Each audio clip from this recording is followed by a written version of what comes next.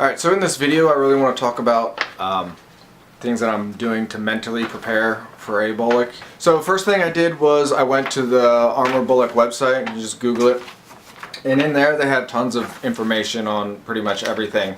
The thing that I really found important, that really kind of set me up, was in their student information they have a section where it's the ABOLC ISAP, which is equivalent to just the high school or your college syllabus.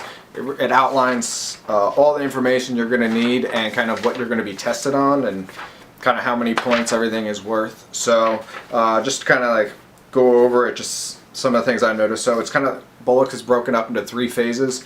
First phase does a lot of like the doctrinal stuff like that, where they just teach you with op orders and all that kind of stuff before you even get hands-on. And then, your weapons qual is in phase 1 as well. Phase 2, just it's called mounted leadership. And then so I guess that's where you pretty much more just probably like the crawl and the walk phase of BOLC when getting hands on the vehicles. And then the last phase, phase 3, is platoon leadership, and that's where I'm assuming you're going to do, your large-scale operations.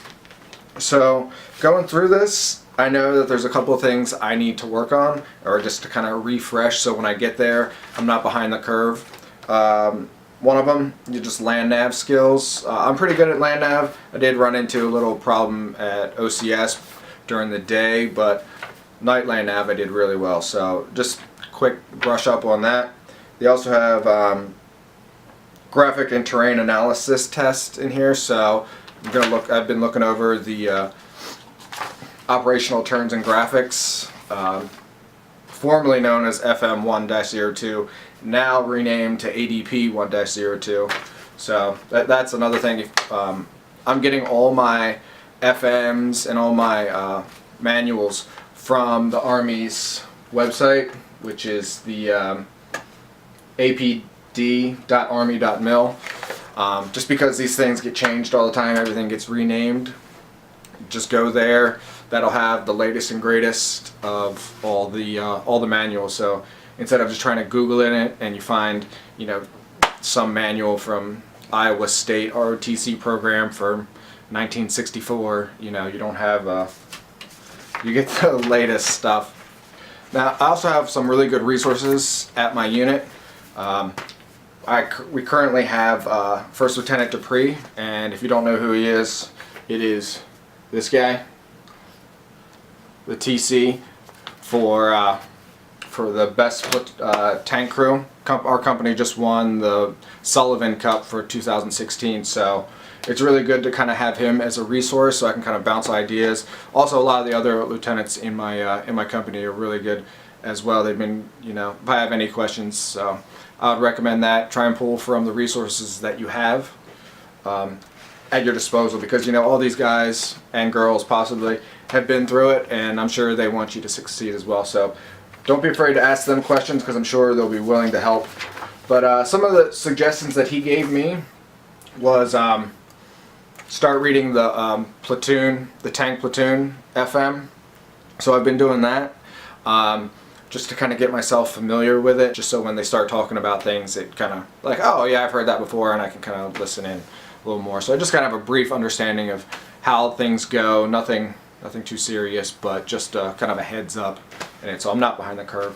He also suggested reading the tank operator level TMs, which is like 9-2350-264-10-1-2-3, and these are more like actually how to operate the tank.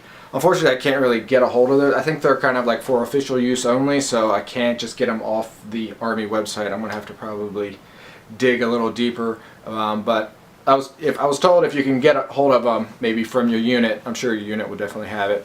But definitely kind of just look into those kind of things. Unfortunately, I can't do that.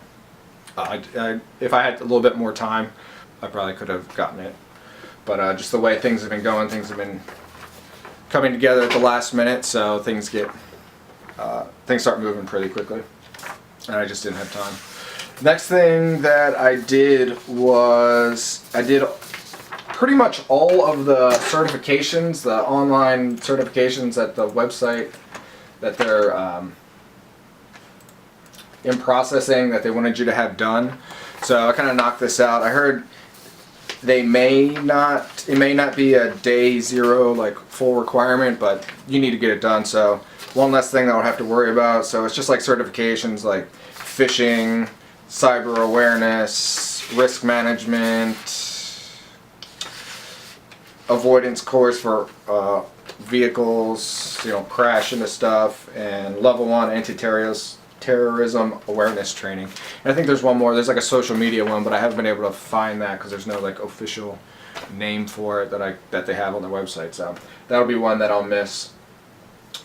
And then after that, one thing that I did do, since I'm National Guard, I'm going to be staying at Abrams Hall. So Abrams Hall is set up through, I don't know if it's like Holiday Inn who owns it, but some company owns it, and they offer a rewards program. So my buddy who's down there at ABOLC right now for infantry, he said kind of set up an IHG rewards club. So it's kind of like the guard will be paying for my hotel, but I'll get to keep the points there. So whenever I graduate, I can take my family out and I can just use the points on the card from the account that I use. So Army's paying for it. I get to keep the rewards. It's kind of cool. That's about it for right now for what I'm doing to kind of like mentally prepare. I'm also what I'm anticipating is that it's going to be a very highly competitive field down there with a whole bunch of type A personalities. So I'm really excited. I do really well in kind of like a friendly competition environment, so I think competition pulls out the good in people sometimes. But that's all I have to say about this, and anything I talked about I'll put links in the description so you can just jump straight to it. But see you in the next one.